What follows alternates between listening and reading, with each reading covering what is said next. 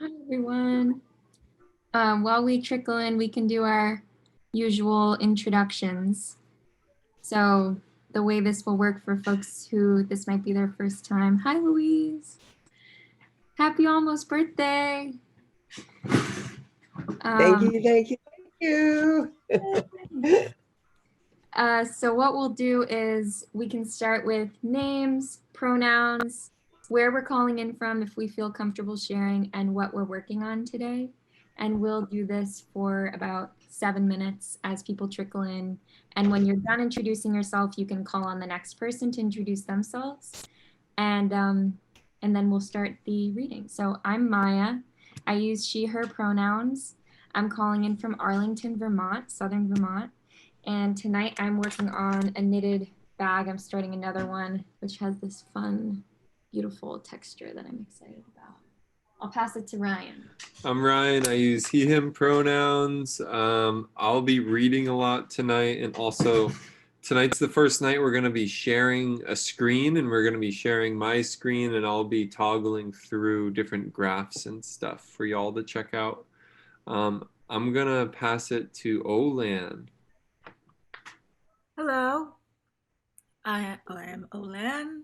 I am calling in from West Hollywood. I use she, her pronouns. I'm working on this native sunflower and butterfly and bee. And I will pass it on to Mariel Stern. She, him, and it. I don't see Mariel. Mariel, I think you have to unmute yourself. Oh, Long day of Zooming. I'm Mariel. I'm in Pasadena, California, and as you can see, my fake Mount Wilson there. It's a real Mount Wilson, but it's not my view.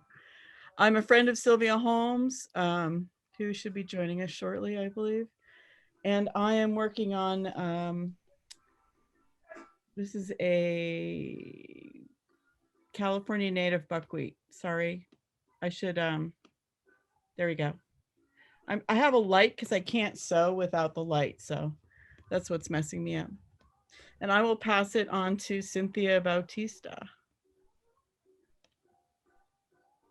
Hi, I'm Cynthia. I'm calling in from West Covina, and I have my embroidery, but I just don't have it with me. I'll have to find it during the reading. And let's go with Anessa. Hi, Anessa here, Highland Park, Los Angeles, she, her, and I am working on my moth, which is not gonna show up. There we go, my moth. And how about Emily? Hi, Emily here in Echo Park, Los Angeles. I use she, her pronouns, and my hands are kind of limited, so I'm just going to be listening tonight and helping to facilitate our discussion as needed afterwards. Let me pass it to Lee. Have you introduced yourself? Nope, I'd be happy to. Okay. I'm not working on anything tonight. I'm working at not doing anything but listening and relaxing. I'm house sitting for Sean and Robert in Altadena, and I'm joined by two enormous dogs who look at me like I'm food. And happy to be here and to see some faces I haven't seen before. Mariel, welcome.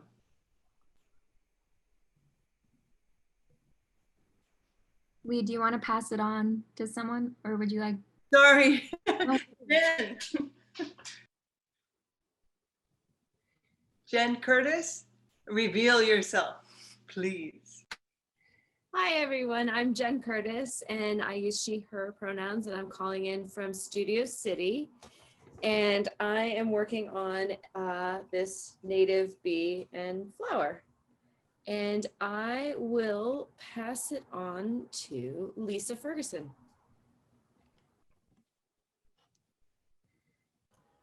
Hi, I'm Lisa, and I'm calling from San Pedro, which is Tongva land, and I'm working on embroidery, and I can't remember what this is again. Do you guys know? Do you guys remember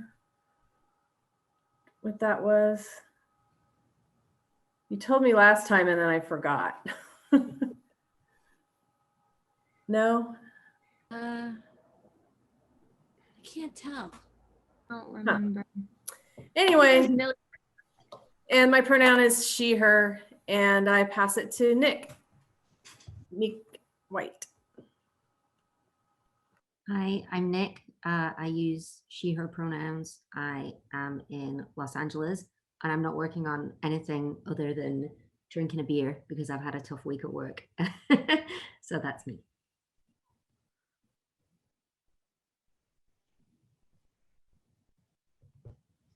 Great, I will take it off from there. Thank you all so much for your introductions. I'm really excited about this reading tonight. I'm gonna get going on our introduction. So hello and welcome to the Fires of the West Learning and Native Plant Embroidery Zoom gathering hosted by the Metabolic Studio. Since the last presidential election, Lauren Bond and the Metabolic Studio have held a potluck, protest printmaking workshop, and community crafting space every Thursday to process collectively the various traumas of this time. With the advent of the COVID-19 pandemic, however, we have shifted gears, obviously, created this Zoom space to educate ourselves on critical issues by reading and holding discussions while we craft. So we spent the first 12 weeks of this Zoom gathering focused on texts about prison and police abolition. And this current series is dedicated to educating ourselves about the fires of the West with a specific focus on native land management and sovereignty, the history of fire suppression, and how we can decolonize our understanding of fire moving forward to create a more resilient and safer West. Many of you here have already received embroidery kits in the mail. And in this kit is a line drawing on fabric of a botanical plant representing the food and medicine that Metabolic is currently growing on 2 studio sites along the LA River, as well as up in Payahunadu, so-called Owens Valley, where Los Angeles steals its water, and in Vermont, where Ryan and I are, as an effort to give away free food to folks in need right now. So we drew images of these plants we're growing, transferred the drawings onto fabric, which we sent out to you all, along with an embroidery hoop, needles, and thread. And in the kit, you will also have received a self-addressed return envelope with postage. So when you've finished your embroidery, you can use this to mail it back to us. And these embroideries will eventually be formed into a hybrid object. If you have not yet received an embroidery kit, please put your name in the chat now, and Jen, our team member, will be in touch with you. So tonight we're going to be reading Climate Change in the Sierra Nevada, California's Water Future by the UCLA Center for Climate Studies, published in 2017. And Ryan just shared the screen with us because this study has a lot of really awesome graphs and visuals that we're going to be using in tonight's reading to help us understand this content further. And full disclosure, this reading is not directly related to fire in the sense that we're not discussing fire management the way that other readings in this syllabus will. The goal of this reading specifically is to understand water in the Sierra Nevada, which is how most of California receives water, drinking water at least, and how that is shifting, and the 2 different kind of perspectives, future-looking perspectives, and how we can alter that path. Sorry, I need to see that. So just also another housekeeping item, we have decided to close entrance to the Zoom space after the first 15 minutes of the reading to create a better flow for discussion at the end. So for anyone who would like to read the text out with us, please put your name in the chat or feel free to unmute yourself to let us know. I'm actually realizing as I'm reading this out that this might be a difficult one to read out because we're kind of shifting what we're going to read. Yeah. So maybe Ryan and I will just read this one. And we'll have more chances to read all together in the future. So I'm going to get started. You can stay on that page for now. Okay. Climate Change in the Sierra Nevada, California's Water Future, published in April 2018 by the UCLA Center for Climate Science. And yeah, we can go to. So How is California's climate changing? The Sierra Nevada is one of California's most beloved natural treasures, and mountain snowpack is a key water source.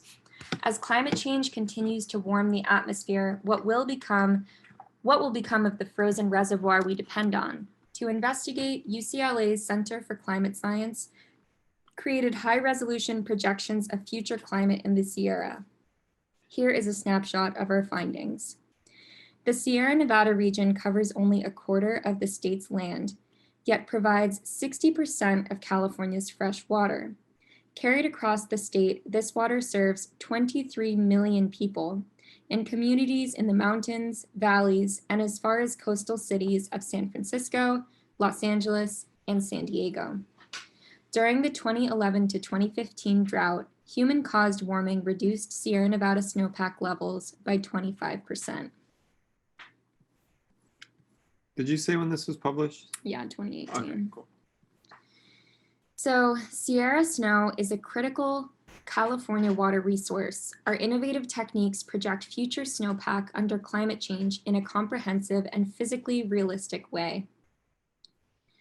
Why study Sierra snow? California's Sierra Nevada is a critical natural resource, providing more than 60% of the water used by communities, agriculture, and industry across the state. The mountain snowpack accounts for about half of this resource. It acts as a natural reservoir, holding water in frozen form until it gradually melts over spring and summer and flows into man-made reservoirs and conveyance systems.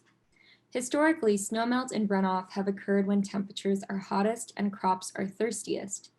Because the Sierra snowpack is so important to our way of life, scientists and water managers have become increasingly concerned about the effects of climate change. As people and industries across the globe continue to burn oil, coal, and other fossil fuels, they release heat-trapping gases like carbon dioxide into the atmosphere. As more of these so-called greenhouse gases are emitted, temperatures rise in the atmosphere and oceans. Past studies have shown that human-caused warming will shrink the Sierra snowpack and lead to earlier melting. We need a better understanding of the specifics. How much warmer will it get? How much snow will we lose? How much earlier will snow melt and run off? Will all elevations and all watersheds be affected to the same degree? What happens during droughts and extreme wet years? If we act to reduce greenhouse gas emissions, can we prevent these changes? To answer these questions, we used global climate models, powerful computing tools that simulate the climate system. Global climate models are the best tools we have for projecting future climate, but they are too low in spatial resolution to accurately simulate climate in areas where the topography is complex. In the Sierra Nevada, different elevations experience very different climatic conditions, details that the global climate models miss. And that's where downscaling comes in. Downscaling is the collective term for methods to create higher resolution simulations from global climate model information. Some of these models are dynamical, meaning they use a regional climate model, a high resolution cousin of a global climate model, to simulate future climate. Dynamical downscaling is physically realistic, but very expensive in terms of computing time.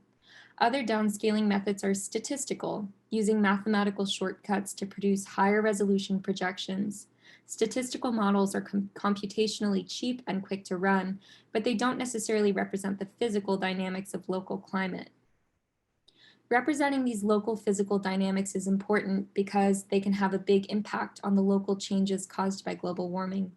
When you're studying snowy places, it's especially important for a climate model to represent a phenomenon called snow albedo feedback. In this project, we paid special attention to snow albedo feedback using dynamical downscaling to make sure our simulations captured it. At the same time, we wanted to look at a large set of global climate models. There are more than 30 global climate models currently in use, and they vary in how they are constructed to represent different climate phenomena. As a result, they give different answers about the future. For this reason, climate scientists generally prefer to look at this behavior of large sets of models rather than depending on just one or two. However, doing this with dynamical downscaling typically isn't feasible from a computational standpoint. In our study, we developed a statistical model that essentially mimics our dynamical model. With the statistical model, we were able to incorporate all of the latest generation global climate models.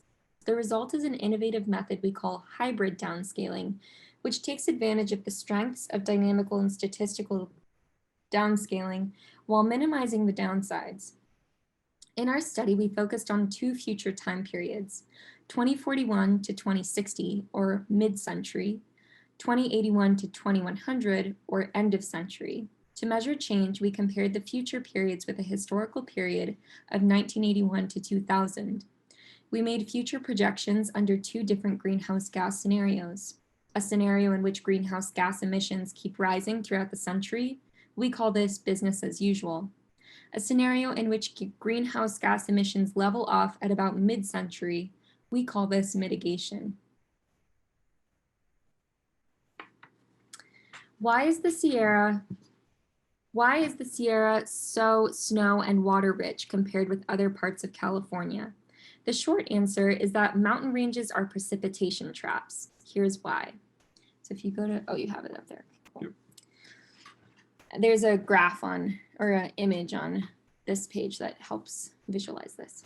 First, temperature decreases rapidly with elevation. As you go up in elevation, atmospheric pressure drops and air temperature falls. Warmer air can hold more moisture and cooler air can hold less. When moistened air cools, it loses its ability to hold water, and what can be no longer held falls to the ground. The colder the air gets, the more moisture falls out of it. Therefore, precipitation increases significantly with elevation. When the air temperature is above freezing, precipitation falls as rain. When it's below freezing, it falls as snow. As a result, the higher the elevation, the more snow that collects over the course of the winter. Another important fact to keep in mind is that precipitation in California is seasonal. We live in a Mediterranean-type climate where most precipitation occurs between November and March. That's when mountain temperatures are coldest and snowpack can be built, but it's also when human water demand is relatively low. We use more water in the summer months when temperatures are hotter and our crops and gardens are thirstier. Being able to save water that comes in winter for the hotter months is critical to our economy and way of life. Man-made reservoirs can store some of that water, but not all of it. Therefore, snowpack is a natural water reservoir that our man-made water system depends on. By the end of this century, under our current greenhouse gas pathway, temperatures across the Sierra rise by as much as 10 degrees Fahrenheit. Where will the warming happen? The first set of questions we took up relates to future temperatures. How much will the Sierra warm by the end of this century if we follow the business as usual greenhouse gas pathway? And where will warming be most severe? These questions build the foundation for our investigation of changes to snow. If temperatures warm from below freezing to above freezing, less precipitation falls as snow in the first place, plus warmer temperatures cause any snow that does fall to melt faster. And when warming causes a snow-covered area to lose its snow, it kicks off a phenomenon called snow albedo feedback, which makes warming and snow loss even worse. Because snow albedo feedback is not only caused by warming, but also increases warming, it's critical that our project takes this phenomenon into account. If we neglected snow albedo feedback in our projections, we would end up underestimating warming and the ensuing snow and runoff changes. So an earlier focus of our project was making sure our methodology incorporated snow albedo feedback. Once we developed our snow albedo feedback inclusive study methods, we ran our climate simulations. First, we recreated the climate of a historical period, 1981 to 2000. This gave us a baseline climate we could compare future projections to. Figure 3 shows the average springtime temperatures in our historical period, 1981 to 2000. Here we focus on March to May because this is historically when the snowpack reaches its peak and begins to melt. Temperatures range greatly with elevation. The foothills and valleys see average temperatures in the 50s and 60s, whereas the highest elevations see those in the 20s or even lower. Next, we created future climate projections representing the end of the century, 2081 to 2100, under business as usual greenhouse gases. In these projections, warming averaged across the entire study from about 7 to more than 10 degrees Fahrenheit, depending on the month. Figure 4 shows warming across the Sierra averaged over March to May. In the foothills and valleys, temperatures increased by 5 to 7 degrees. At mid-elevations, about 5,000 to 8,000 feet, the greatest temperature increases are seen, from 8 to more than 10 degrees. The highest elevations see slightly less severe warming than the mid-elevations, on par with the foothills. Why are middle elevations the hardest hit by temperature increases? This is where snow albedo effect is occurring. Retreating snow cover is mostly reflecting sunlight, as snow would have. They absorb it. Retreating snow cover is exposing darker land surfaces, and instead of mostly reflecting sunlight as snow would have, they absorb it. This results in an even higher temperature, even more snow cover loss, and so on in a vicious circle. Snow albedo feedback's enhancement of warming is particularly severe in the months May to July, and at some elevations, it accounts for more than 3.6 degrees Fahrenheit of additional warming, on top of what would be expected from atmospheric warming alone. In figure 4, we zoom in on part of the study domain so we can see warming in more detail. This map shows the watersheds feeding the north, middle, and south forks of the American River, which is the main freshwater source for Sacramento. The American River is also important habitat for steelhead trout and Chinook salmon, and home to a number of hydroelectric power plants that provide electricity to Sacramento. At the end of the century, under the business as usual scenario, springtime temperatures increase by at least 7 degrees over much of the land area feeding the American River. Watersheds like these, which predominantly drain elevations of 5,000 to 8,000 feet, are more vulnerable to warming than those that drain predominantly higher elevations. The warming patterns we see in our future and watersheds are more vulnerable than others in a changing climate, and that greater changes in snow and runoff will occur at these elevations. Next, we turn our investigation to snow. Snow albedo feedback. Snow albedo feedback occurs when warming causes snow cover loss, which in turn causes greater warming. Our climate projections incorporate snow albedo feedback and the resulting enhanced warming. Part of what makes our research on climate change in the Sierra unique is that our climate projection methods include a phenomenon called snow albedo feedback. Without accounting for this phenomenon, our projections would underestimate warming, snow, and runoff changes. What is snow albedo feedback, and why is it so important? Albedo is a measure of how much sunlight is reflected by a surface. Snow has a high albedo, meaning it reflects a lot more sunlight than it absorbs. Other land surfaces have lower albedos, meaning they absorb more sunlight than snow. Snow albedo feedback occurs when warming causes snowpack to shrink at its margins. The ground that is uncovered loses albedo. It absorbs more sunlight than snow would have, and this enhances the warming at that location. The enhanced warming melts more snow, which exposes more sunlight absorbing ground, which further enhances warming, and so on. In other words, snow albedo feedback is a feedback loop that leads to greater local warming than would be expected from atmospheric warming alone. In our projection, our initial dynamical downscaling simulations indicated that albedo decreases under climate change, especially at elevations of about 5,000 to 8,000 feet. The albedo change corresponds to the warming seen in these simulations, indicating that snow albedo feedback is indeed leading to enhanced warming. From this information, we were able to build a statistical model that incorporated albedo change and hence enhanced warming into our complete set of projections. California measures snowpack each April 1st to assess the health of the water year, but under climate change, springtime snow could be on life support. How will the snowpack change? After examining warming across the Sierra under climate change, we turned our attention to changes in snow. Specifically, we wanted to understand how much less land would be covered by snow at points throughout the year. And even more central to our investigation of water resource changes, we wanted to understand how the total amount of snow would change as temperatures rose. As we suspected, snow-covered area, that is the land that is blanketed with snow of any depth, decreases substantially by 2081 to 2100 under the business as usual scenario. For example, the total area covered by snow during the typical April decreases by 48% compared with 1981 to 2000. At this time of year, snow cover loss is worst at elevations below 8,000 feet, whereas higher elevations remain relatively protected. During the snow season's shoulder months, October to November and May to July, all elevations are vulnerable to snow cover loss. Looking at the loss of snow-covered area tells us just part of the story of snow changes under climate change, the part related to snow albedo feedback and enhanced warming. But to understand how much water resources might be affected, we need to also look at how much snow volume is lost.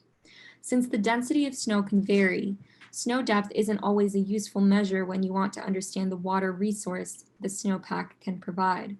Instead, you want to look at the amount of water in the snow. A metric often used by water managers is called snow water equivalent. It's the depth of water that would occur if the snow were melted instantaneously, and it is often expressed in millimeters. In this report, we focus on changes in the volume of snow at the average April 1st during our future periods. On the first day of each month during the snow season, water managers measure snow water equivalent in different locations throughout the Sierra to gauge the health of the snowpack. Historically, the April 1st measurement has captured the snowpack at its peak, and later measurements reflect snowmelt and runoff due to the spring thaw. Our projections show a major loss of snow at April 1st by the end of the century under the business as usual scenario. Figure 9 shows, in the average year between 2081 to 2100, April 1st snowpack across the entire Sierra domain will be just 36% of what it was during the average year in 1981 to 2000. The most snow is lost between 5,000 and 8,000 feet, and this is where snow albedo feedback's vicious circle of warming, snow loss, and more warming and snow loss. I don't have figure 9. I'm just gonna keep reading. Yep. Is occurring. Sorry. Below 5,000 feet, April 1st, snow disappears almost entirely. This loss of snow occurs because warmer winter temperatures change the ratio of total precipitation that falls as rain versus snow. Because smaller portion of precipitation falls as snow, the snowpack doesn't build up as much in the first place. It also melts faster under warmer temperatures and during winter rain time events. In many of the global climate model projections we assessed, total precipitation actually increases in the Sierra. At very high elevations that remain cold enough, snow is gained, but these gains are generally overwhelmed by large losses below 8,000 feet, resulting in substantial snowpack depletion. In other words, the increase in precipitation isn't nearly enough to counteract the loss of snow that's due to warming. These findings suggest that in the future, snowpack will have peaked before April 1st and won't last nearly as long into the summer months. Changes to snowpack tell us that the water cycle in the Sierra is changing, but they don't give us the whole story. We need to understand how much water runs off from the mountains and enters streams and when that occurs. These are the questions we turn to next. Temperature and snow changes lead to an earlier shift in the timing of surface water runoff, which presents a major challenge to water management. How will the water cycle change? I'm going to take over reading. We have two computers going, one to screen share and one to read from. So, all right. How will the water cycle change? A big challenge to water management in California is that our wet season, November to March, is out of phase with when we use the most water, the hot summers. Historically, the Sierra snowpack has helped with this discrepancy. Snowmelt has typically run off from the mountains throughout the summer, timed just right to replenish man-made reservoirs and make supplies last until the next wet season. But if climate change affects the timing of runoff in the future, water managers could have a big problem. And this is just what we expect to happen, because warming causes a greater share of precipitation to fall as rain instead of snow, and rain runs off immediately. Warming also causes snow to melt faster. Past studies have found that Sierra rivers already show earlier pulses of stream flow than they used to because of springtime warming. But to date, studies projecting changes to future Sierra runoff timing can be limited. Oh, sorry, I'm going to restart that sentence. We're gotta get the charger going on our computer. All right. Sorry. Past studies have found that the Sierra rivers already show earlier pulses of stream flow than they used to because of springtime warming. But to date, studies projecting changes to future Sierra runoff timing have been limited, especially at the level of spatial detail needed to plan the future. In our project, we set out to close this knowledge gap. We focused our analysis on a metric called the runoff midpoint. This is the point in time by which half of the total water that runs off in a given year has done so. We compared the runoff midpoint in our future projections to that of the historical period and found that in the future it occurs much earlier. Figure 10 illustrates the concept of a shift in the timing of runoff. The circles shown are sized according to the portion of total annual runoff that occurs, on average across the entire study domain, during each month in the historical period of 1981 to 2000. Half the year's total runoff occur in early May. At 2081 and 2100, under our business as usual scenario, the runoff midpoint shifts to earlier March. That's in advance of about 50 days. In some locations, the advance is as great as 90 days. Figure 11 shows the change in runoff. Figure 11 shows the change in runoff timing across the domain.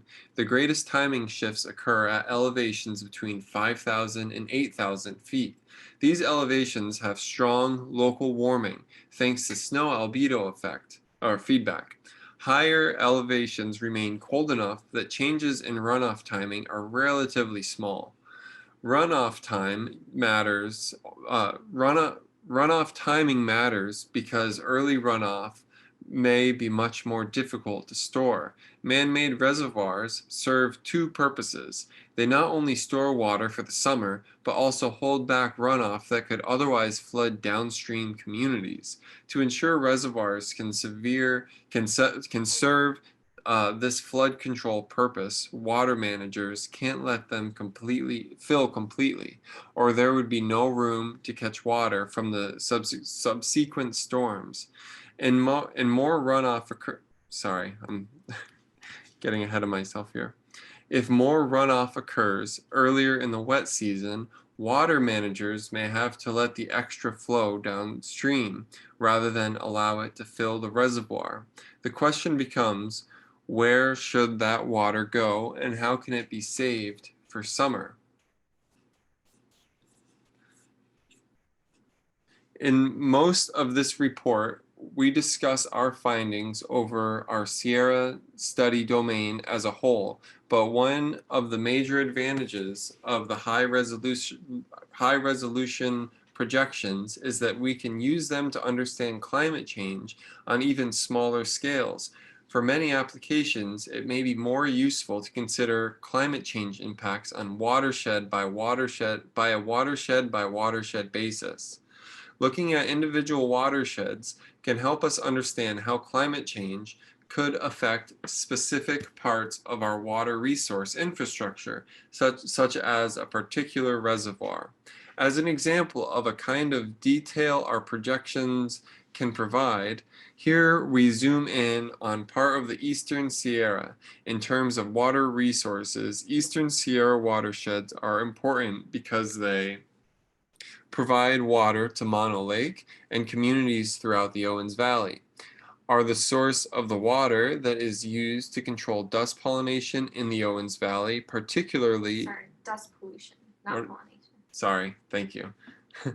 Are the source of the water that is used to control dust pollution in the Owens Valley, particularly in the mostly dry bed of Owens Lake, feed the Los Angeles Aqueduct, which in an average year provides about 1/3 of Los Angeles's water.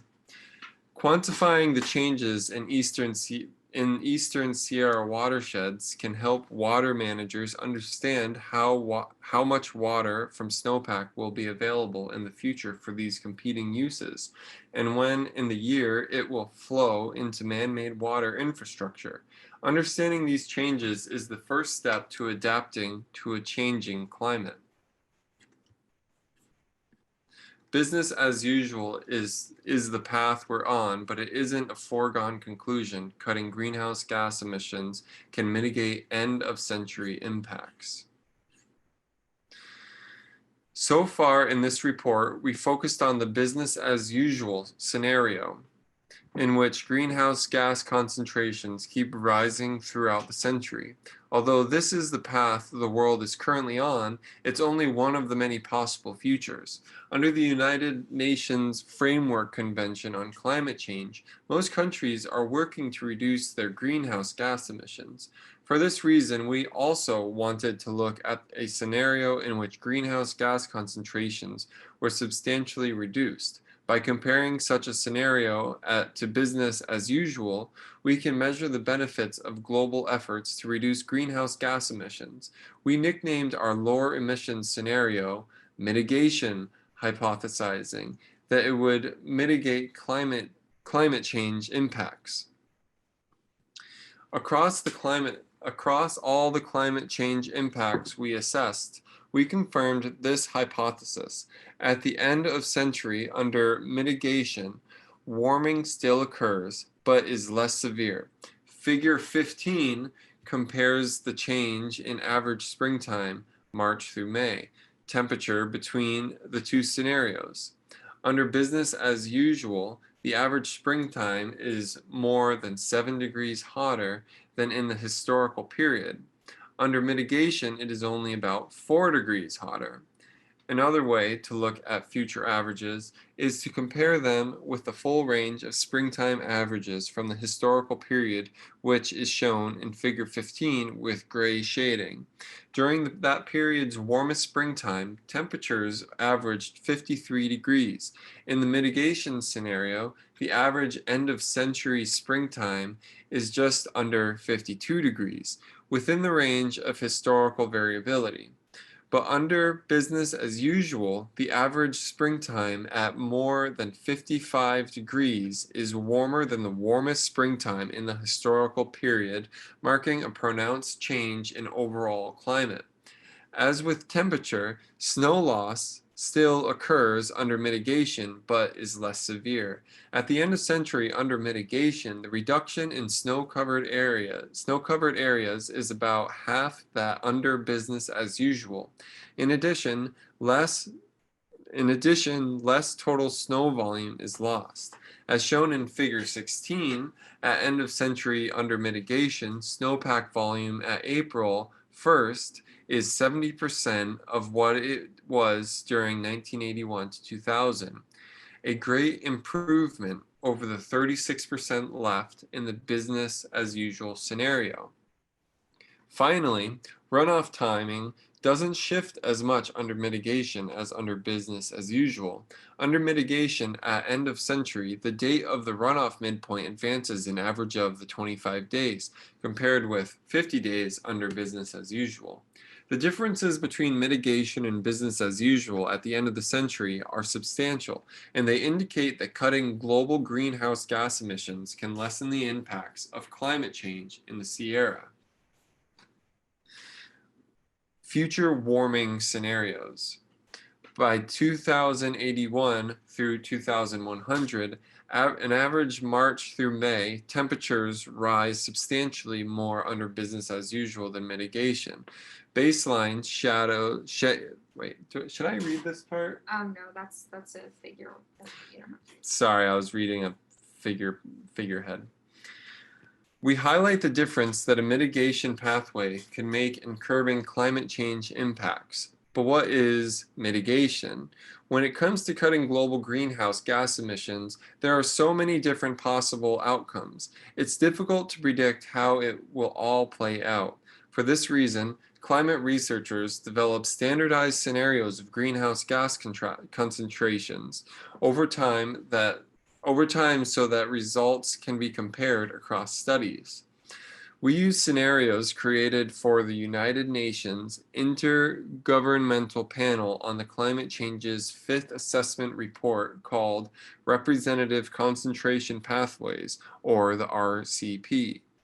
These scenarios are assigned numbers based on how much extra radiative energy accumulates in the atmosphere due to greenhouse gas buildup. There are 4 RCPs, and we assessed all of them. In this report, we focused on 2. RCP 8.5 is our business as usual scenario, and it is the path that the world is currently on. RCP 4.5 is our mitigation scenario. It's the most aggressive scenario of greenhouse gas reduction that we deem at all likely.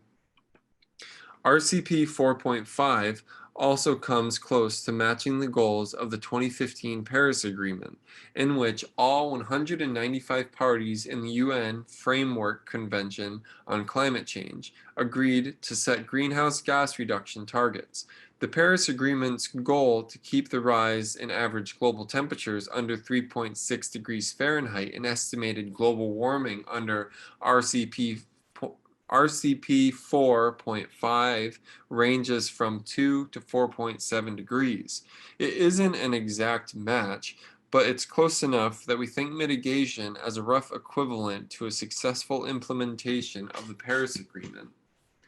An investigation of how recent extreme events would have played out under different scenarios shows that climate change is already affecting the Sierra snowpack. What's different in extreme years? In most of our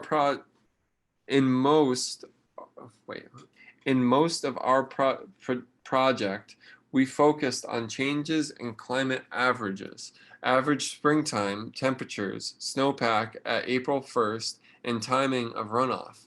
Looking at future averages is a useful way to measure overall change, but some of the most important climate change adaptation questions are related to extremes, such as very dry and wet years. Extremes pose great challenges to water managers. In times of drought, they must try to make water supplies last, and during very wet years, they must try to prevent flooding. Our research design did not allow us to assess whether droughts and wet extremes would become more common in the future, although that is the focus of another center project.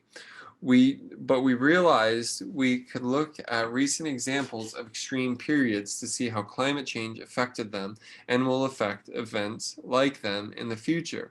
In other words, we could run a set of climate model experiments to ask a series of hypothetical questions like, how would these events have played out if there were no such thing as human-caused climate change? And how would they play out if they occurred at end of century under business as usual or under mitigation? We ran just such a set of experiments for 2 recent extreme periods, the drought years of 2011 to 2015 and the wet year of 2016 and 2017. Our findings of the 2011 to 2015 drought are shown in figure 18. we compared the snowpack, which occurred. Wait, hold on. Is that shown right now? Figure 18. Oh, sorry. It's okay. Got distracted. Our findings on the 2011 to 2015 drought are shown in figure 18. When we compared the snowpack that actually occurred, which is the gray line, to a natural, quote-unquote natural simulation with no human-caused warming, and the purple line, we found the actual snowpack was 25% smaller than it would have been without climate change. The same exercise for the 2016 to 2017 shown in figure 19 tells a similar story. 2016 and 2017 snowpack levels were 20% lower than they would have been with no human-caused warming. In addition, early season runoff was 30% greater than it would have been, which isn't pictured. These results tell us that climate change is already affecting the Sierra snowpack. Warmer temperatures are turning snow events to rain events and melting snow faster. We also found that climate change's effects on snow during extreme years will intensify in the future. As shown in figure 18, if a drought like 2011 through 2015's occurred at the end of the century under business as usual warming, snowpack would reduce by 85%. If it occurred under mitigation level warming, the decrease would be 60%. Figure 19 shows that if a wet year like 2016 through 2017 occurred at the end of the century, snowpack would be reduced by 2/3 under business as usual and 1/3 under mitigation. We don't have to wait for the end of the century to feel climate impacts. Climate change is affecting the Sierra snow now, and these effects will increase in the coming decades. When will we feel the effects? Throughout this report so far, we have focused on future climate at the end of the century. That can seem awfully far away, and it's true that many of the readers and writers of this report may not live to see that time period. However, our children, grandchildren, our succeeding generations will. And although the distance between now and 2100 feels long in human terms, it's quite short in climate terms. The climate system takes time to respond to changes in emissions of greenhouse gases, and if we want to change our path and protect future generations from the worst impacts of climate change, the time to act is now. But our focus on end of century doesn't mean we won't feel climate change impact sooner. In fact, as we've shown in our analysis of extreme years on page 31 through 33, climate change is already affecting the Sierra snowpack. Hypothesizing that that influence will become greater over the next few decades, we looked at a second future period of 2041 through 2060 to see what changes are in store in the relatively near term. Our findings on warming are summarized in figure 20. At mid-century, average springtime temperatures over the Sierra rise by about 4 degrees Fahrenheit under the business as usual scenario. In the mitigation scenario, reflecting global greenhouse gas emissions cuts, average springtime temperatures increase by about 3 degrees. The similarity of the two scenarios at mid-century reflects the fact that there are lags in the climate system. It takes some time for previous greenhouse gas emissions to take effect. A similar story is told in our findings on snowpack change as shown in figure 21. In mid-century, under the business as usual scenario, April 1st snowpack is just 70% of what it was in 1981 to 2000. Under the mitigation scenario, 80% of the snowpack remains. That's an improvement over business as usual, but it still represents a significant change that California will have to figure out how to address. That the two scenarios are similar at mid-century but diverge greatly at the end of the century gives us a clear message. Both mitigation and adaptation are necessary. We still have the ability to avoid the worst projected climate change impacts if we choose the mitigation pathway.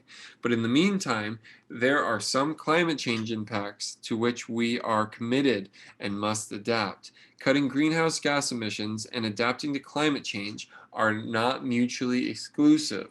We need to do both. Climate change can feel like an insurmountable problem, but there is a lot we can do now to make a big difference. What can California do? Our findings about the future of the Sierra Nevada snowpack give us two main messages. First, we must contribute to a global effort to reduce greenhouse gas emissions so that we can avoid the most dramatic changes projected. Second, some climate change impacts are inevitable, and we must adapt to them. As climate scientists, we don't have all the answers about the best ways to accomplish these goals, but we do have some basic ideas that can get the conversation about our climate future started and get you thinking about ways to pitch in. What our state and local governments can do. Fortunately, California is tremendously engaged when it comes to preventing and preparing for climate change impacts. The state has set a goal to reduce greenhouse gas emissions by 2030 to 40% below 1990 levels and is achieving these cuts through a cap and trade program that provides financial incentives for emitters to cut back.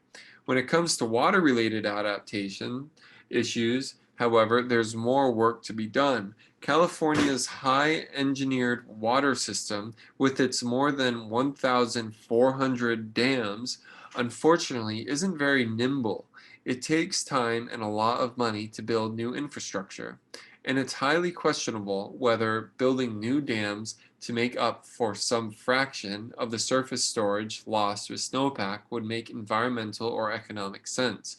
For one thing, dams cause a lot of environmental damage. For other, there aren't many spots left for them.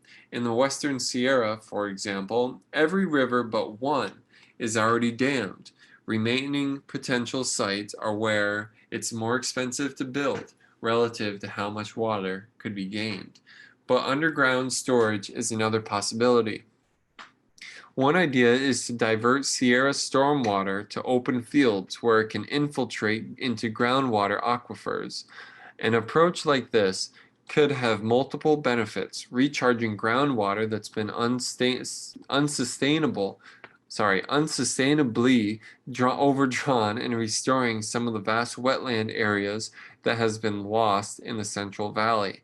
There are currently many challenges to such an approach, including water rights issues, but it has the potential to yield more storage capacity than new surface reservoirs. For the far-flung coastal communities that currently depend on the Sierra water, another common-sense approach is to make better use of local water supplies. In Los Angeles, for example, most local rainfall, enough to meet up to half of the city's water demand, washes out to the oceans, unused. Local stormwater capture, water recycling, and conservation would lessen cities' dependence on Sierra water and thus increase their resilience to changes to snowpack. What we can do in our communities. Since climate change is occurring on a global scale, it can seem as though individual actions wouldn't make much difference, but actions taken by large numbers of individuals do add up. And by modeling climate-friendly practices, you can influence your family, friends, and neighbors in a positive direction. Here are some suggestions that can get you started. Learn where your water comes from. Before reading this report, you may not have given much thought to the origin of your tap water, but chances are it was some part of the Sierra. Some Franciscans get much of their water from the Tulum River. Central Valley cities get Sierra water via the Central Valley Project. Sierra water comes to Los Angeles via the State Water Project and the Los Angeles Aqueduct. Realizing your connection to your water resources is the first step towards becoming a better advocate for your water future. Save water and energy at home by making your home, save water and energy at home. By making your home more water and energy efficient, you can contribute to better water resilience in your community, lower your carbon footprint, and save on utility bills. Check with your local utility about energy efficiency, upgrade programs, and rebates on efficient appliances. Consider installing a rainfall capture or gray water system to provide water for outdoor uses. And importantly, consider a switch to native, drought-tolerant landscaping. In Los Angeles, more than half of residential water usage goes towards outdoor watering, mainly of lawns. Turf grass is not adapted to our hot summers, so it needs a lot of water. Native gardens not only save water, but they also provide a habitat for local wildlife. A great resource for learning more about native plants is the Theodore Payne Foundation.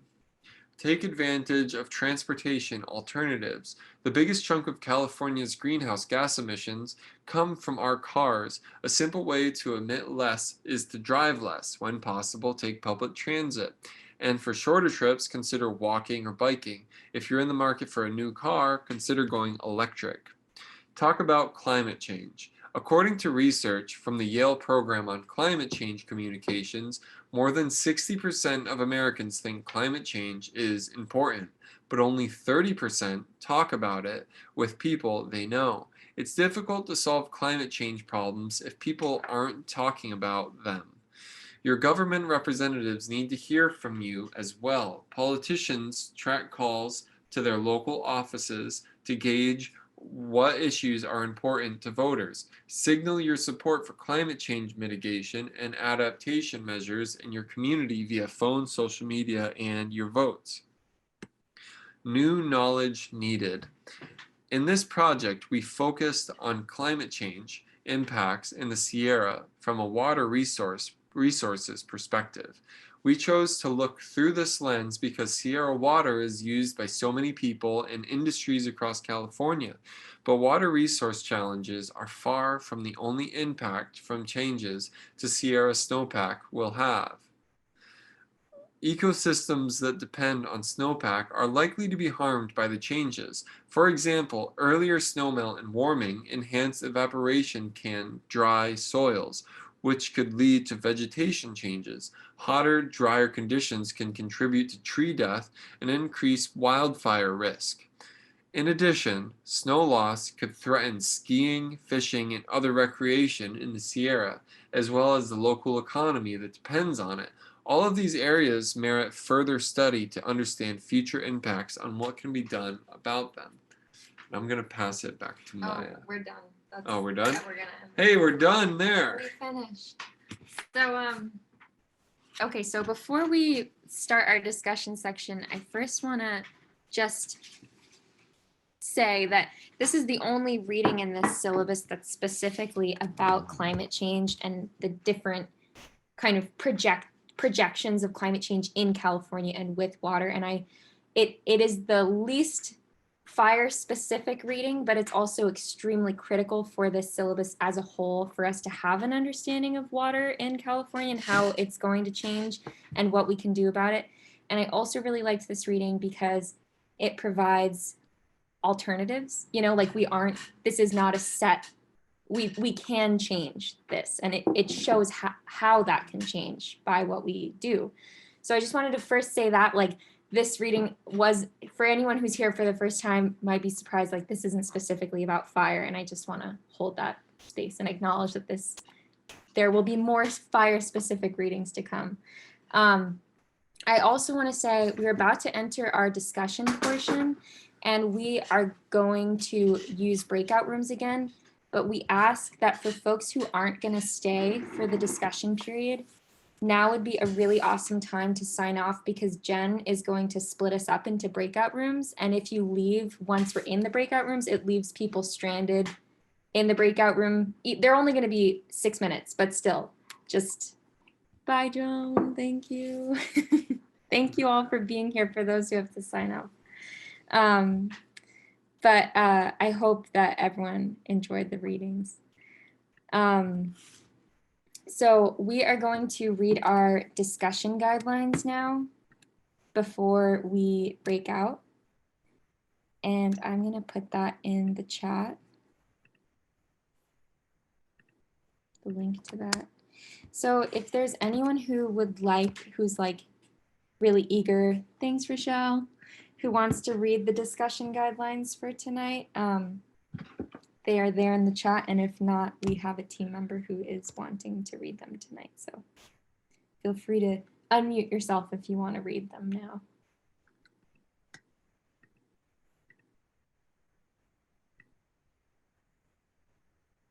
Cool. Roxanne, would you like to read them? We agree not to blame ourselves or others for the misinformation we have learned, but to accept responsibility for not repeating misinformation after we have learned otherwise.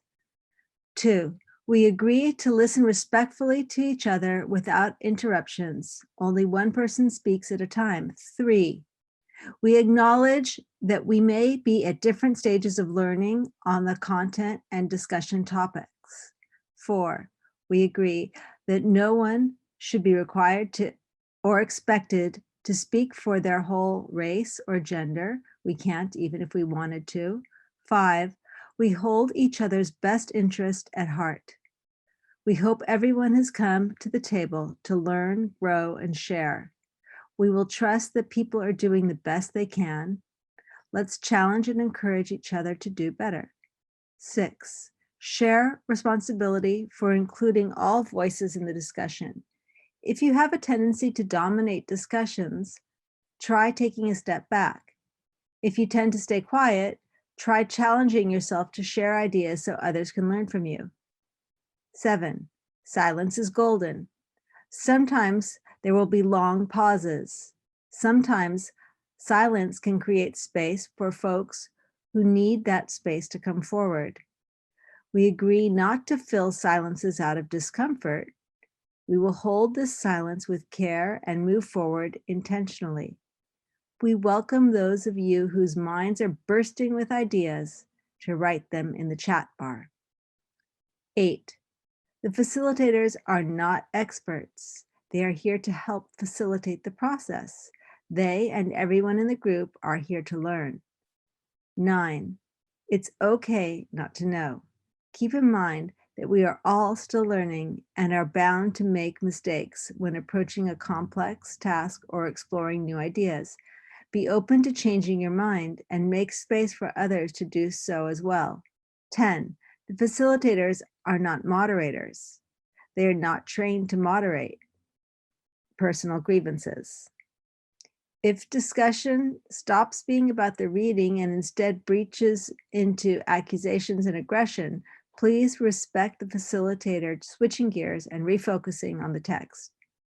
If any of these guidelines are breached, a metabolic team member will reach out to you privately in the chat to provide a reminder. If the guidelines continue to be breached, they will provide a verbal call-in. By staying on the Zoom call, you are agreeing to these community guidelines and for our discussion period. Thank you, Roxanne. And those are in the chat as well. So now we're going to break into smaller rooms to discuss for 6 minutes. And the intention, this does not have to be the way it plays out, but the intention is to share that time, you know, however you decide. So it can be equally, or if someone's like, can I share this whole time? And the other person feels comfortable with that, that's also okay. If it becomes a discussion, that's okay. But the goal is to have a reflection period before we come together and share collectively. So you'll receive an invite to a breakout room from Jen. And I'll do it right now. Okay, great. And you can click join breakout room. Thanks, Jen. Oopsies, you were on a roll there, Maria. Yeah, we're like, I know, I'm sorry. we're like, someone didn't like that comment, and they zoop pulled you out. I know. I said it was like somebody said that I fell through a rabbit hole. Yeah, you did. But you know what I was saying, right, Maya? Yes, Yeah. totally hear that. Ryan, yeah. It's like, Yeah. really? We're not talking religion here. Yeah. All right, everyone, welcome back to our main room. I'm not sure if are we all back now, Jen? It should be. Some are Yes, lost we are. in space. No, everybody, the rooms have closed down. Everybody's here, Okay, great. unless they dropped out. But it looks like, yeah, it's closed. Okay, cool. The rabbit now- hole closed. The rabbit hole closed. The rabbit hole has closed. So we're now back in our main room, and I feel like we had a really fruitful conversation in our breakout room, at least. Oh, I think my mom's trying to get back in. I'm gonna let her in. I felt that we had a really fruitful conversation at our breakout room, and I'm assuming that there's a lot of buzzing thoughts rolling around from what we had just discussed in those rooms. So now we just have this space to share anything that arose, any questions you have, any musings, any emotional reactions. Yeah.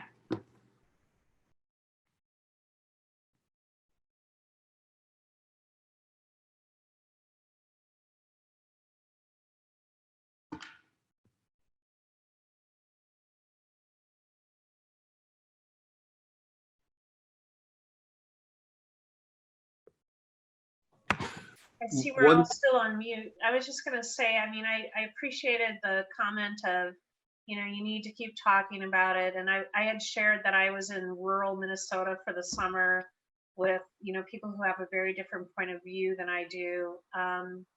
You know, and you just need to keep your energy and keep talking about it and, you know, help move people along.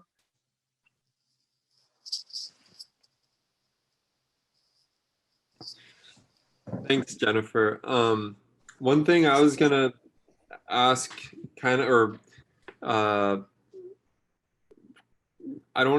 criticize the reading, definitely not that word, but something I'm curious about that the reading didn't touch up on is the past few years I've been hearing more and more of the term the no returning point, like we have gone too far, that the feedback loops will have gone too far. And that's something that I'm going to do on my own research.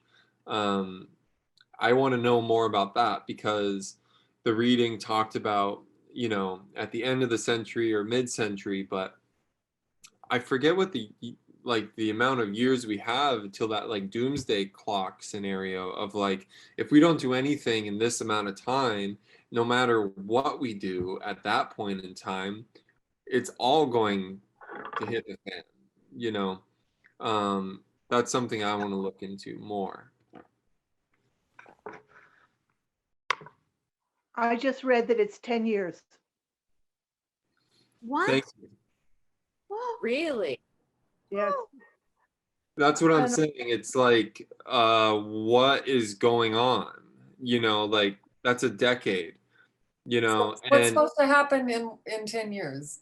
in 10 years, if we don't do anything, Well, okay, sorry. I'm just gonna jump in here and say, like, I'm not the answer of any of this, but part of what my environmental studies program was really geared towards that I studied is like not taking that like like whoever wrote that study that says it's in 10 years, like I think we should also focus on what we just read too, that like we do have time to change. Like there are ways to study how things differ over time. And like I would love to see where you read that it would be 10 years, and I'm not discrediting that in any way, but I also want to just harken back in and like recognize that there are many different graphs and figures out there and like many different things we can be modeling. So like I don't know, that I just would be cautious of like the kind of fear and doomsday approach that is like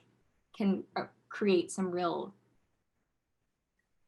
Chaos. chaos. Well, yeah, it does a couple of things. It makes you feel crippled, and it's too frightening. And then the other thing is that it's kind of this abstract idea. If you say it's in 10 years, that doesn't, like, you have to act today no matter what. So 10 years is like a weird number because, you know, that's okay if we do nothing in 10 years. It's like this weird abstract thing. We need to start today. There's no choice. And I love that a few people picked up on this in the reading, that we need to keep talking about it, because, you know, when we talk about it, we feel like everybody's, you know, they know what we're talking about. We don't want to just talk their ears off, but they don't. And so, you know, similar, it's to bring people along, you know, we have to keep bringing people along, and ourselves.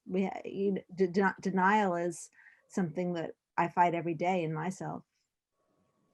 Like that 10-year mark, what it does is it puts a line in the sand that we have only a short amount of time to change dramatically, because they're saying, at least from my interpretation, that at a certain point, there's a point of no return, that the damage is so great that it would, there's a point where we won't be able to turn back from going. It's like that downward slide, that you're going this direction and all of a sudden you just take a deep, anyways, it's good to have this, if it's like Maya's saying, and it's, if it's real or not real, it's important to have an idea that we have so much work to do in 10 years, and get people engaged now and change policies and change politics and change politicians to make that happen, because we are so, you know, there's only so much we can do. We obviously know that from where we are right now with our politicians, that with certain regimes, we're lost.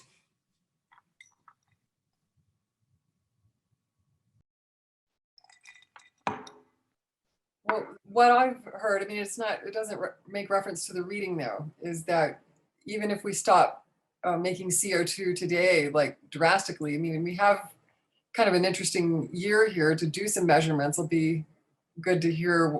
I'd love to talk to a scientist today who's been monitoring the CO2 in the last, you know, since the pandemic hit. That would be some interesting information, because in our group, we just barely got to talking about how things are moving so fast. And that report was written in 2018. And a lot has changed in 2 years. And yeah, but if we stopped making CO2 today, it's still there. It doesn't go away. Then we have to make a plan to sequester it through, you know, soil, or we have to invent some kind of machine that's going to filter it out of the air. You know, it's going to take another 30 years. So there isn't a 10 year, you know, like we're in it, and we have to come up with systems to regenerate, you know, what's here. And I don't know, just since the last, well, it's been 3 weeks now, I think I started coming here. And that first night I was just kind of like, fire, like you know, I'm all about suppressing it. I didn't want to do the Native American approach to like controlled burns. I'm like, that could get out of control because of climate change. So I've altered my thinking in the last few weeks, and just kind of quieting down about that fire is a bad thing. And I've talked to a few people who are like, well, what if California becomes more of a savanna? You know, we like to think that we're in control of things, and this timeline that we have in our head, and even scientists, their timeline. A lot of what I was thinking about during the reading was like, well, what timeline are we on here? Because we don't, you know, humans haven't been here that long, and change is inevitable. And you know, we can adapt. Yes, we're responsible for the acceleration of the change, but things do change. Trees die. Trees have lifetimes too. They can live for 1,000 years. They can live for 500 years. So maybe California becomes, yeah, like a savanna, and there's just going to be more fires, and it's going to change. You know, that's all I wanted to say.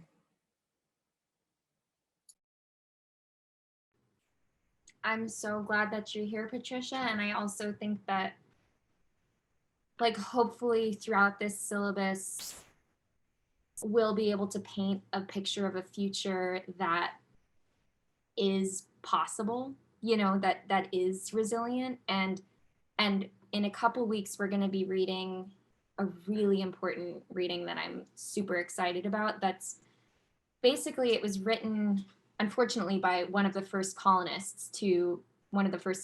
colonists to be walking across the West Coast. But what's really important about that reading is that it depicts the vast scale of burns that happened yearly by controlled burns by the indigenous population, and really paints a picture of like what this landscape was managed as and how it was maintained. Isn't it his diary? It's kind of, yeah, it's a diary-esque. It's written, yeah, essentially as a diary. But anyway, I just think like it is really critical for us to understand that like the West Coast specifically, but really the entire United States, was managed by fire. And that affects not only plant health, but also water sequestration in the soil. And that affects precipitation.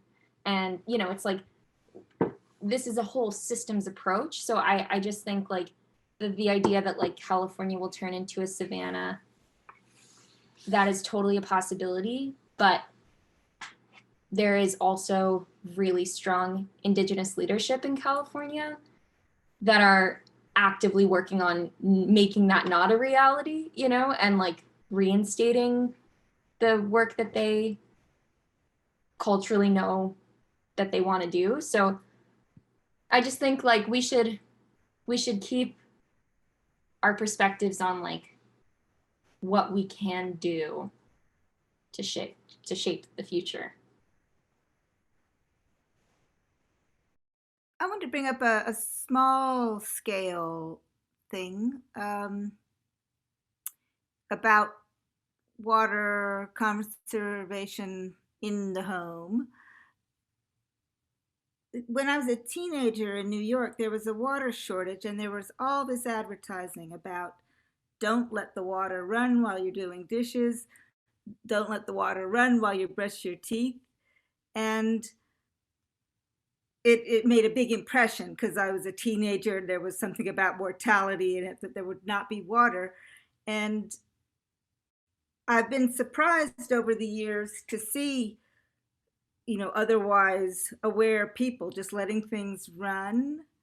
And I hesitated to bring it up because I thought, well, it's a small thing, probably everybody knows it. But then I thought, if they thought in New York to take care of the amount of water available to such a big city as New York, to ask each individual to do that, it's worth just bringing that up again as a small step for womankind. So I thought I'd share that.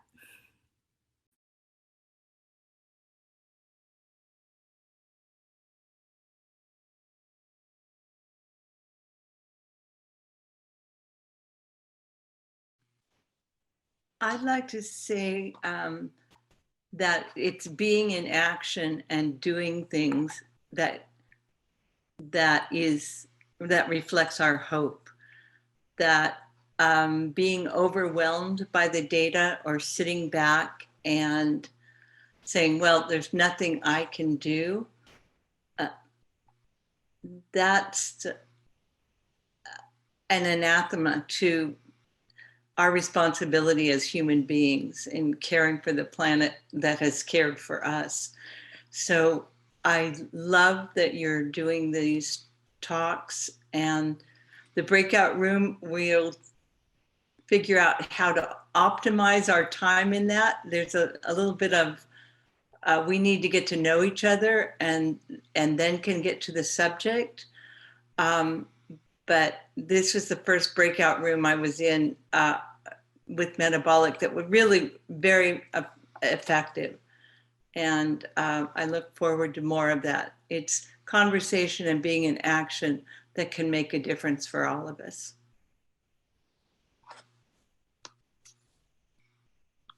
I just want to say, Lee, I love what you just said, you know, and I mean, we don't have to cure 100% of everything, but motion creates motion creates motion. And so while you were saying that, I just had this wonderful idea. I have so many seeds I've harvested from my local native garden. And I thought, you know, I need to put some of these seeds out for a seed bank to my local neighborhood, and maybe I'll do some propagation so folks can grab some local native plants.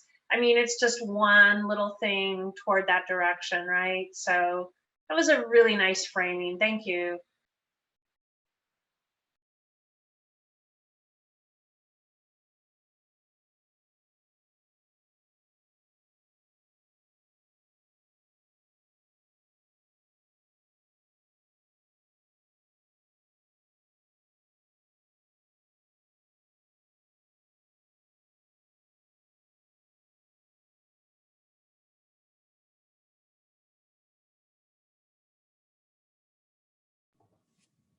I was really looking forward to this reading because I grew up in Tahoe City, and it's like kind of personal knowing that seasonal, the snow and the lake and the snow and the lake, and living through crazy winters where we couldn't get out the back door, and not crazy winters, but seeing the history of the basin, and like kind of like what you were mentioning, Maya, because there's imagery, very old imagery of the basin, that there are no trees. It looked completely different. It was probably related to some form of a burn. And it was just shocking to know the world that I had lived in that was so forested compared to an earlier time where it wasn't. So there is that fluctuation in that environment.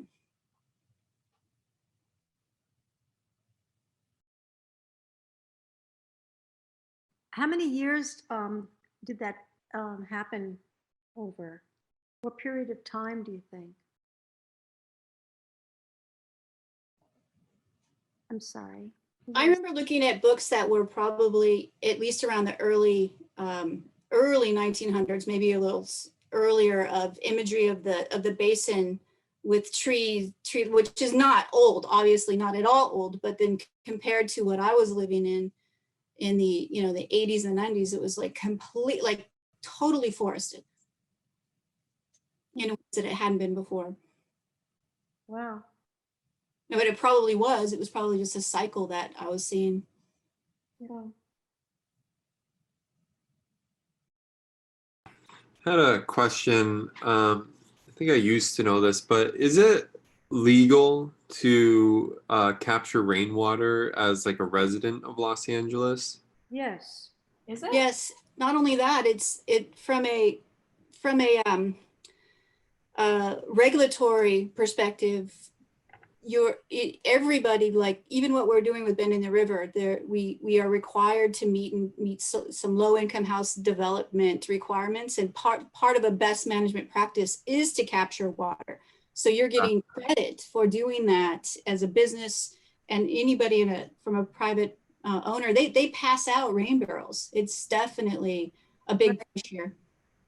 But these are recent changes. I mean, yeah, it's very I was recent. gonna say, because I remember when my ex-boyfriend's dad was collecting water illegally, and it was like a big thing back in whatever 2014.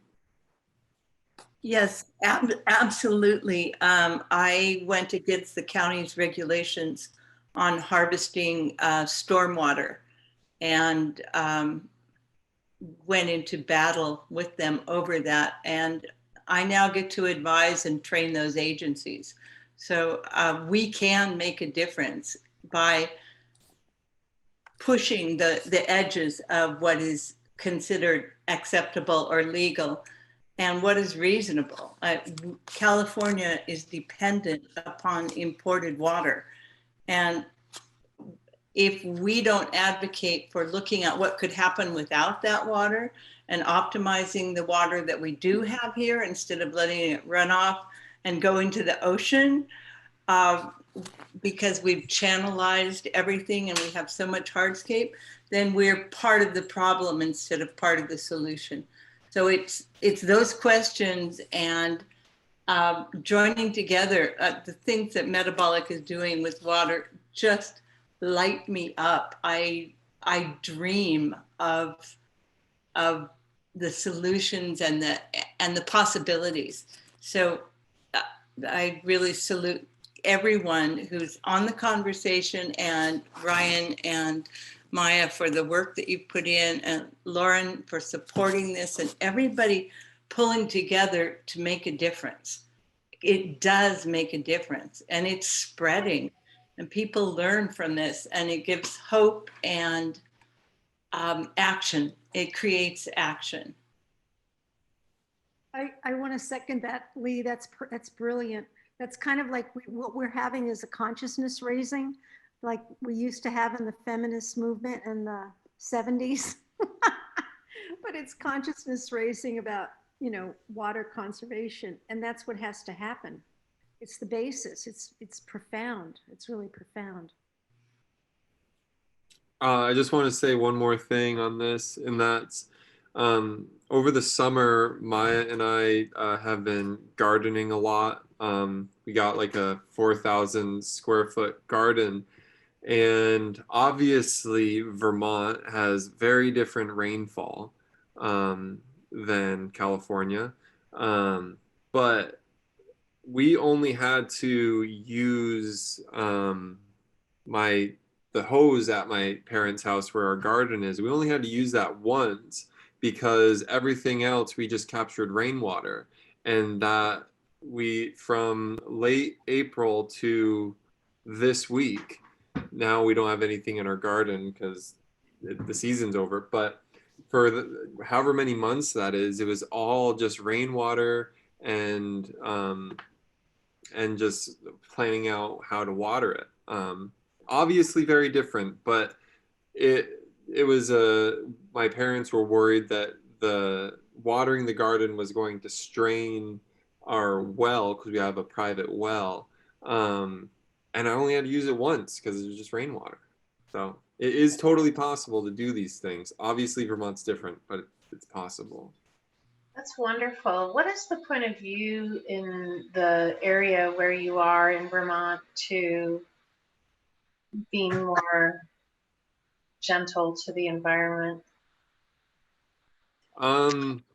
It's largely really good, but then you have pockets of people that really don't think it's good, but ironically those are people that don't really vote. Vermont does have some pretty good environmental laws, but the current governor here is actually trying to shut down a lot of the stuff. He's a Republican. He's kind of like a centrist Republican, but anyways. Also, I just want to add a rainwater collection in Vermont is illegal. It's against the law. Wow. Because of bug problems like mosquitoes and stuff. But we didn't have any uptick in mosquitoes or anything with our system. What if you do a subterranean cistern? It's still illegal? You know what I'm saying? I mean, it's subterranean. You know, how are they going to how the mosquitoes get into it? I'm not sure. Yeah, cisterns were legal here when rainwater collection wasn't legal, but you know, cisterns, again, they have to be, they're constructed. Yeah, my grandfather built a cistern in the 40s on his property on Long Island in Port Jefferson, New York. He had a few acres, and he built a cistern that was so big. It was very sturdy. It was made out of concrete and brick, and he captured the rainwater all year so that he didn't have to pay the city for water. And the people that bought the house afterwards couldn't even pay to have the thing demolished. It would have been too expensive. So they decided to make it a wine cellar.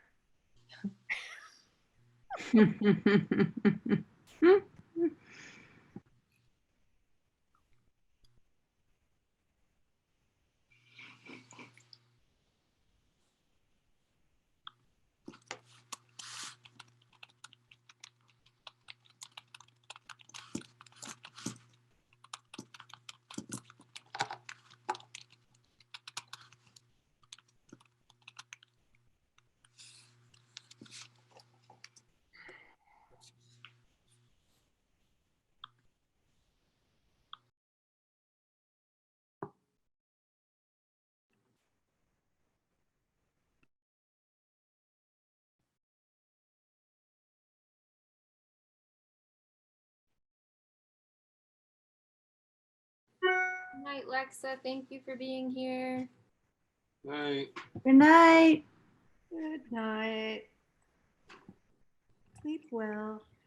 I have been like my honest opinion about how environmental vibes are here. I've been pretty disappointed. Like taking hikes, you see, at least in certain spots, like a lot of trash, like a lot of dumping in certain areas. Not Pennsylvania levels. No, definitely but not. We were living in Philly for 3 months, and just driving around Pennsylvania was like literally jaw dropping.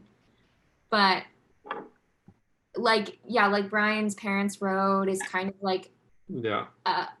somewhat of a main road in a way. But that's why I was saying like the environmental policies here are strong, except some residents here ruin it for a lot of other people. Like you'll be driving down like what feels like a rural road in that it's like rural. So I guess it is a rural road, but it's beautiful. You know, you're right by a river. And then there's just like McDonald's, whatever that donut place is called, Dunkin' Dunkin' Donuts. Donut, like just trash everywhere. And like a diaper. It's just like, why? Like people Yeah. just throw it out of their car. I'm convinced that it's like 5 people in town and then it stays there. But that makes that's like, that's a thing. Yeah. How much space is there between houses out in that rural area?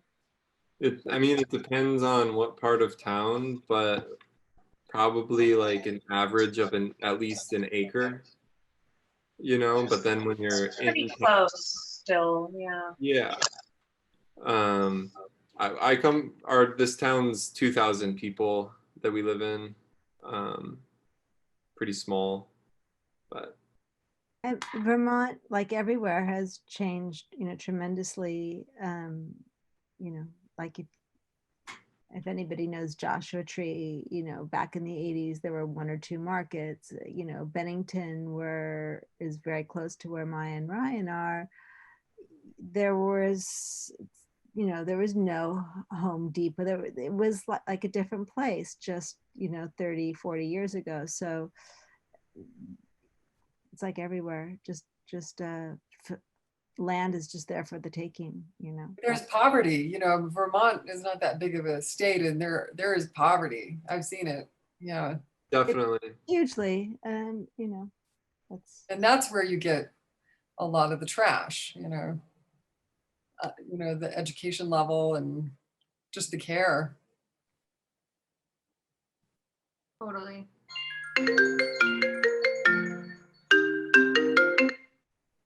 You also have tornadoes there because I was in one in Vermont like 2 summers ago. I think I remember hearing about that. Yeah. Yeah, I mean, here there definitely is people that do that kind of thing. Like I said, at least in my experience with people that I know that are of that mindset, they are people that don't vote. Maybe they're voting this year because Donald Trump is on the ballot, but overarchingly, they're people that don't vote, that can ruin a beautiful thing. It sucks going on a beautiful hike and there is trash there from that one person that did it 3 months ago. It sucks.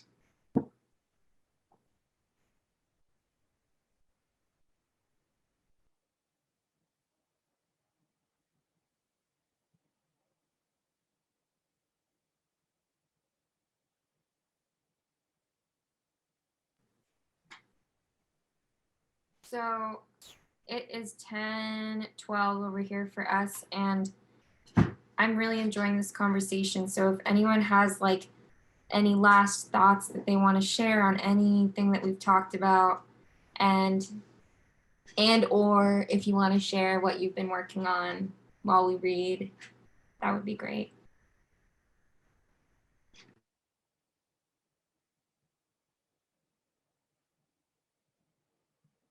You mean our embroidery?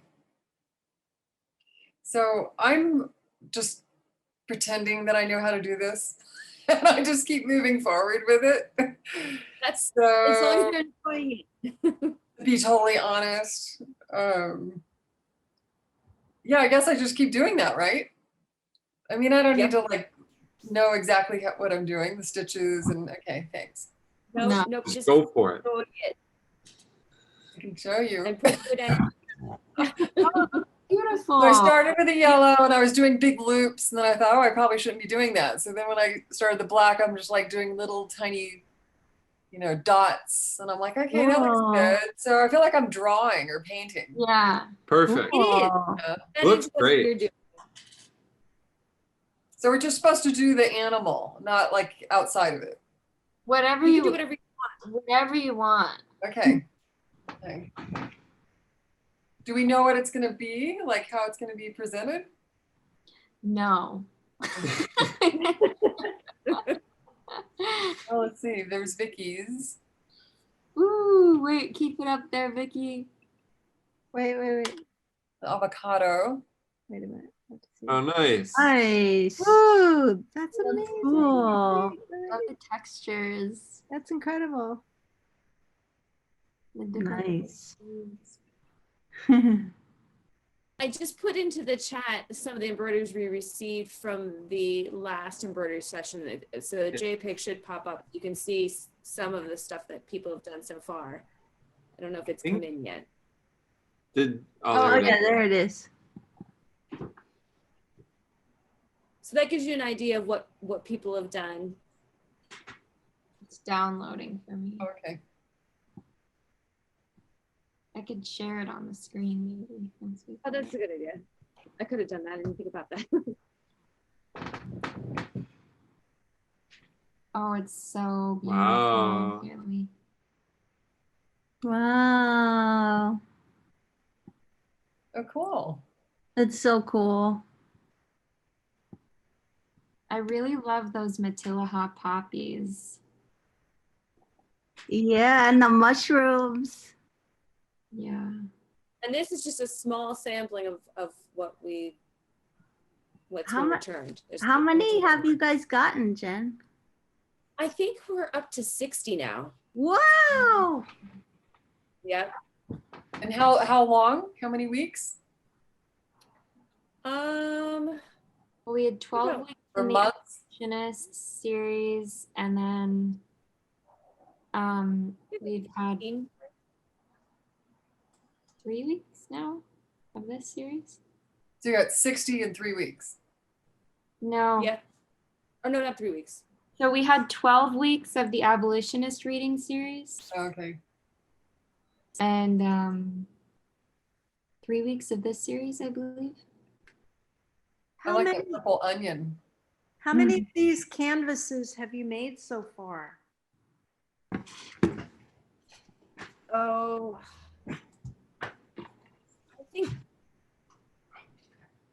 I want to say we're up to 120. No, I meant like how many of you assembled like this into a canvas? How many canvases of multiple entries have you done? You mean how many design patterns? Well, no, like this one contains probably about 20 little individual pieces. How many overall canvases of say 20 or so like collages have you done so far? Yeah. Oh, I'm sorry, I didn't understand. This was the only one I've done so far. We've scanned them all as they've come back in. I've seen We'll have- another one though. I've seen another one. I thought, maybe not. Oh, maybe this is the one. Okay. But have did you assemble this by sewing it together or by? Oh no, this is digitally. I just took the scans and just put them together just to see them. I think we ended up using one of these for a mail out. Okay. Yeah. Well, I'm knitting right now, and here I'll stop sharing. But I'm using this yarn that I'm really inspired by. Whoa, that's good. That's Wait, let me beautiful. get. Oh, that's so funny. I'm doing almost the same. Look at my yarn. Really? Wait, I don't. Wow. Oh my gosh, Roxanne. Where did you get that? Oh gosh, I don't know, some thrift store years ago. I've been knitting this for many years. Oh, that's What- funny. Look at, they're very similar. What are you making, Roxanne? I'm making a scarf and it's taking, but it's you see, it's whatever I get, like whatever kind of. Wow. So it's I love that. It's a really funny thing with like lots of drop stitches and Yeah. experimental stuff. But hopefully I finish it. And I lost my the reason why I'm knitting tonight, this is really cool stuff like rayon. I lost my box of embroidery thread. So so I couldn't do my embroidery tonight, but that looks like this, which is when I was doing it. Oh, nice. Wow. Oh, wow. Keep It's it almost there finished. for a second, Roxanne. Could you put it back up Oh, again? sorry. It's I beautiful. love that texture. Yeah. It almost looks like glass, the way the texture shows on the screen. Yeah, like a beading to it.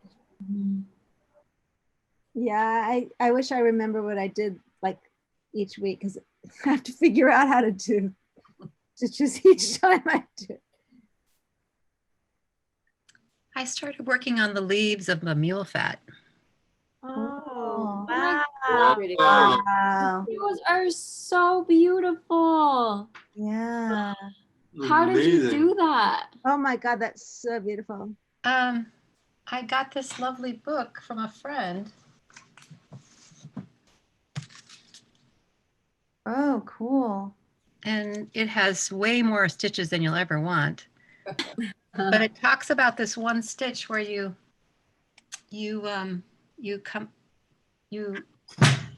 go out farther away from the previous stitch, and then you come up, and then you come down right in the same hole as the previous stitch. So you end up with a really straight line that's almost perfectly connected. You don't have any gaps in you don't see fabric between the stitches. Oh, I like I that. thought that seems useful, so that's the one I learned. Can you hold it up again? Sure. I think I just did that one. Oh, great. That little line. Oh, you can't see it. Beautiful. So beautiful mixed with the flower pattern that you did. That's Yeah, great. the flower is covered up right now. How do you build up the flower like that? Just keep knotting it? Like, I haven't done any knots. I don't know how to knot. so that's a thing, knotting? That's a thing. Okay, I didn't know that. I was making it up. No, it's very cool. Okay. Yeah. Rachel, I think, taught us how to knot like the first meeting we ever had. I think Cindy knows how to do it too, actually. Ah. Right, Cindy? I don't hear you if you're talking. Yeah, it's like drawing and painting and sculpting all in one. Yeah. I have a little stitching book inside my embroidery box that Caroline gave me. It's in French, but I can't find it. My embroidery box. Oh well. Oopsies.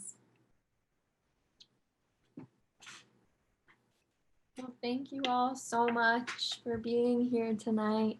Thank you. Bedtime. Thanks for organizing. Yeah, Going to be bedtime over here. I really enjoyed this week. A couple weeks ago, we had a hard time, so this week was really nice. Yeah. It was chaotic. Great. It was chaotic. Yeah. Kept us on our toes.